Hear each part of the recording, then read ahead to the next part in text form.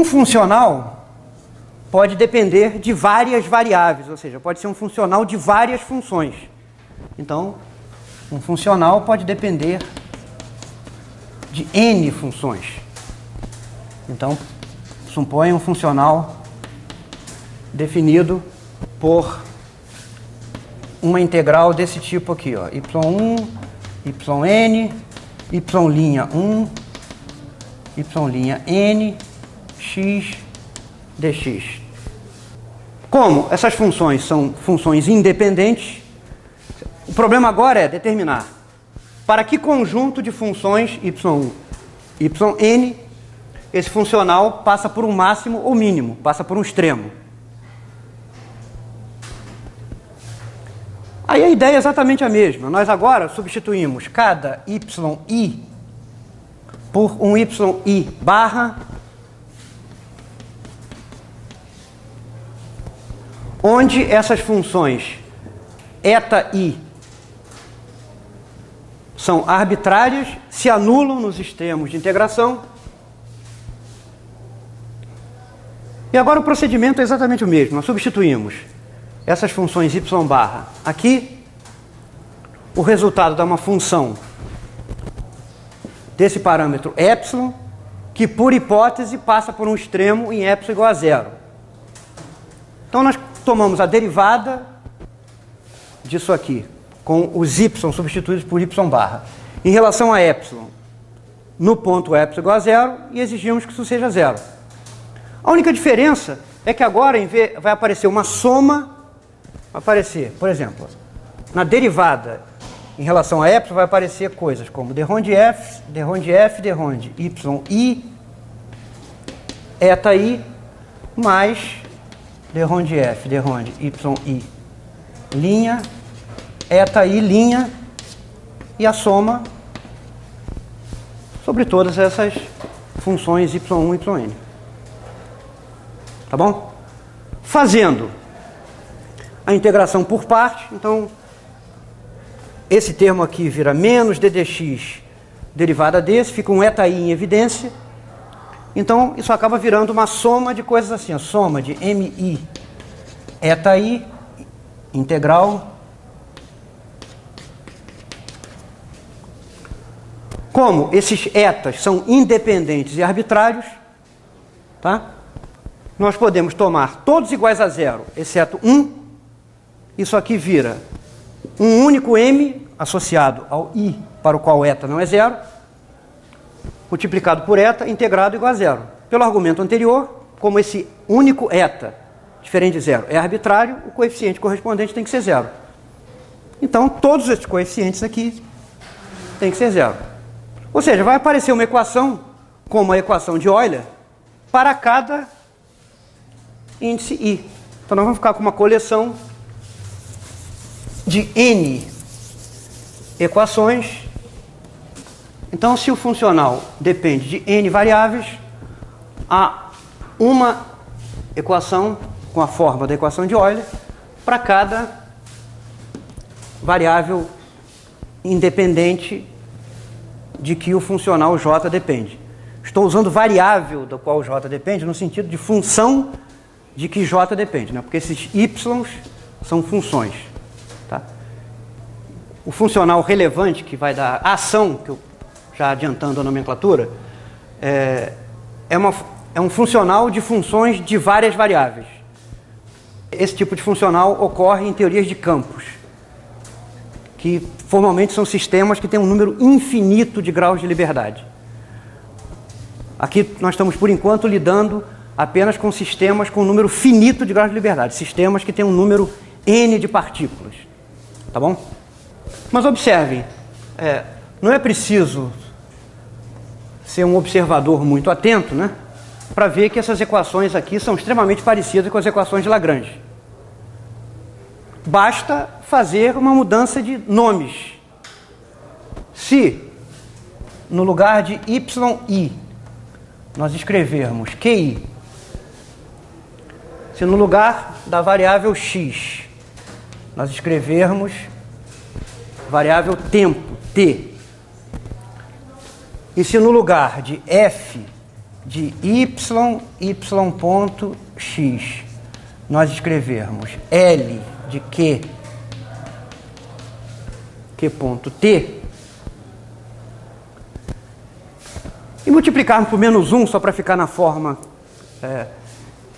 mais comum de escrever as equações de Lagrange, estas equações aqui, com essa mudança de nomes, fica isto aqui,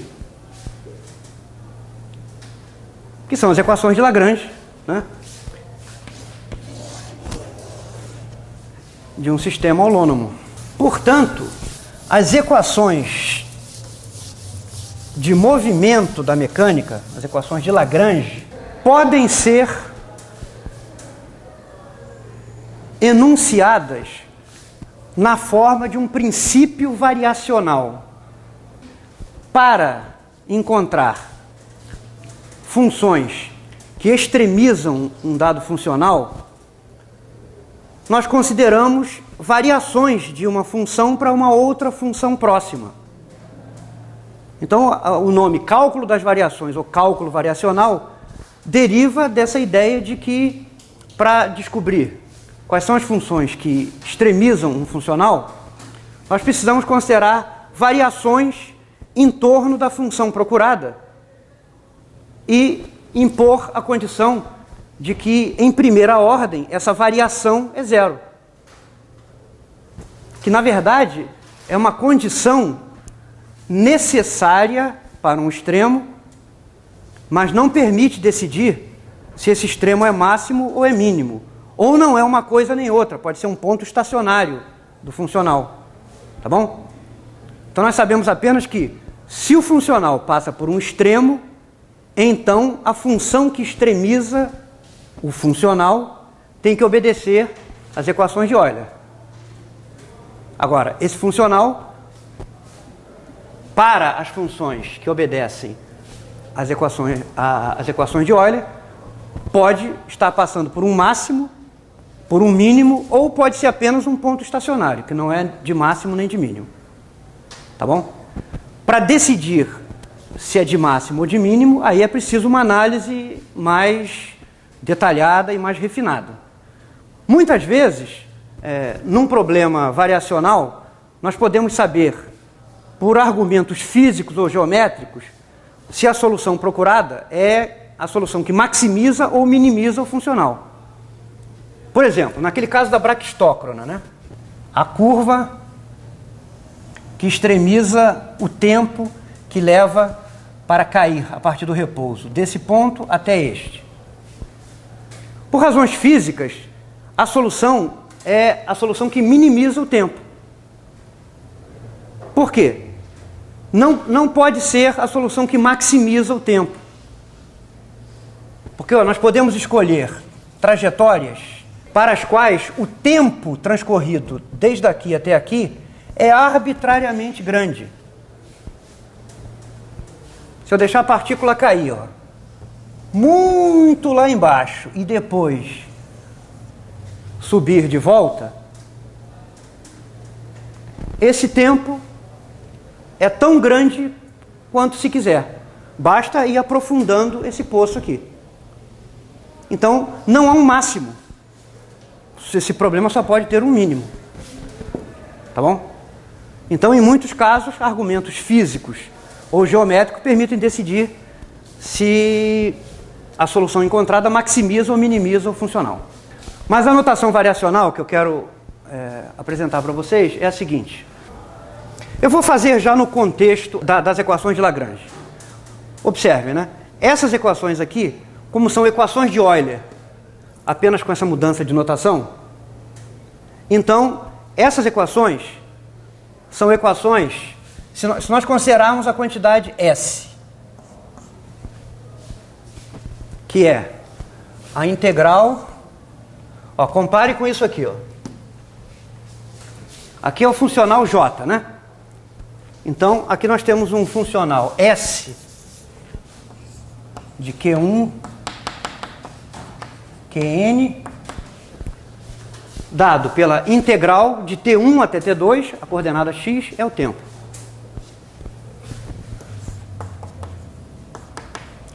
de L, a função f é a lagrangiana, de Q1. Então, essas equações de Lagrange são as equações de Euler para esse funcional S.